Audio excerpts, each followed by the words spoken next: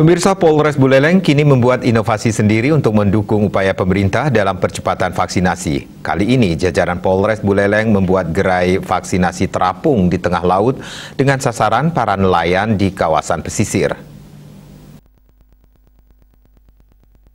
Rabu sore, tim Polres Buleleng yang dipimpin AKBP Andrian Pramudianto bersama petugas medis berangkat dari Pelabuhan Kampung Tinggi Singaraja. Tim langsung menuju ke tengah lautan melakukan jemput bola vaksinasi terhadap nelayan.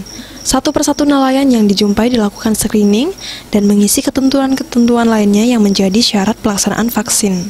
Upaya ini dilakukan lantaran beberapa nelayan di kawasan pesisir belum divaksinasi lantaran kesibukan di laut. Vaksinasi berlangsung di atas kapal milik Polairut Buleleng dengan menyasar 10 nelayan. Kapolres Buleleng AKBP Andrian Pramudianto mengatakan vaksinasi terapung ini merupakan upaya jemput bola yang dilakukan Polres Buleleng. Selain itu, Buleleng juga memiliki garis pantai terpanjang di Bali sehingga banyak nelayan yang melakukan aktivitas melaut. Masyarakat di pesisir pantai, terutama nelayan, yang tadi sudah disaksikan oleh rekan-rekan semua, kita membagikan bansos dan melakukan vaksinasi ya di tengah laut. Jadi Buleleng ini kan sangat luas ya, panjang sekali dari timur ke barat tuh laut semua. Saya berpikir ya kita harus melayani masyarakat jangan hanya di darat saja, tapi di laut dan di pesisir laut. Itu aja mungkin. Itu hanya hari ini saja atau akan berlanjut nanti? Nanti akan berlanjut.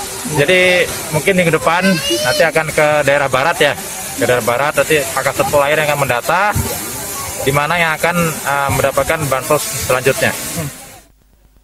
Di samping melakukan vaksinasi, Polres Buleleng juga membagikan paket sembako sebanyak 40 paket kepada nelayan yang dijumpai. Penyerahan sembako diberikan langsung oleh Kapolres Buleleng bersama Bayangkari Polres Buleleng.